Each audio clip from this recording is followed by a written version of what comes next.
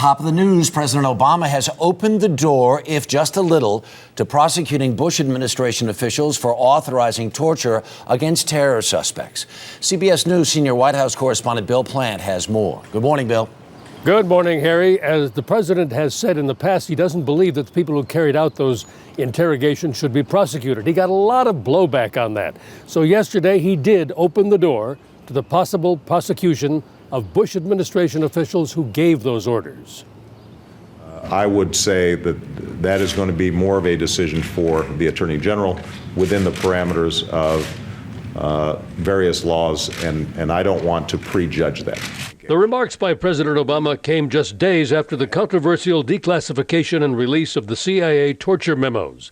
They disclosed that 3 al-Qaeda operatives had been waterboarded more than 260 times. Many legal experts insist that waterboarding is torture and that those who had sanctioned it need to be held accountable. They're wrong because they allowed their zeal and their passion and their concern about the safety of the United States to overcome reason. Former Vice President Dick Cheney, a supporter of the controversial interrogation tactics, believes that they helped keep America safe after 9/11. And there are reports that show specifically what we gained as a result of this activity. Cheney's not the only one. Intelligence Director Dennis Blair sent a private memo to his staff, since authenticated, in which he said high-value information was gained using those methods, but he added, "I like to think I would not have approved those methods in the past." Blair, like his boss, the president, doesn't believe the people who carried out the orders should be prosecuted. Harry? Bill Plante at the White House this morning, thanks. In 2003, Janis Karpinski was the brigadier general who ran the prisons in Iraq, including Abu Ghraib. She was demoted to colonel in the aftermath of the scandal and has since retired. She's with us this morning.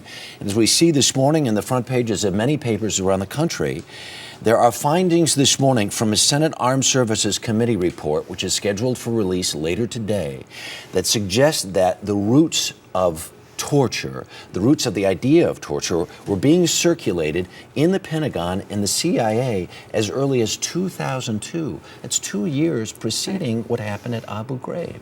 When you hear things like that, what do you think? I think it took far too long for this information to surface and to come out. And when you were preparing soldiers, units, and soldiers to deploy to war, it would have been very helpful to arm them with as much information as you had available. So in 2002, people were well aware of these policies and the discussions, but it certainly would have been important to share that with the soldiers that you were sending off to war to conduct these operations. Because part of your sense is that this was pervasive in certain parts of the military culture, that the people who did the tortures in Abu Ghraib didn't act alone. They didn't act, this didn't grow organically out of a cell. Absolutely. Someplace. From the beginning, I've been saying that these soldiers didn't design these techniques on their own, and the soldiers routinely said, as much as they could in their own court-martials, we were following orders. We were bringing this to our chain of command, and they were saying, whatever the military intelligence tells you to do out there, you're authorized to do. Okay, we're showing waterboarding now, which was not part of the techniques per se in Abu Ghraib, but were used by the CIA against Khalid Sheikh Mohammed and others. Is there a line? Do you see that there is a lining run that goes from 2002 to Abu Ghraib to the hundreds of times waterboards were used in these cases of these few CIA prisoners? Absolutely. The line is very clear.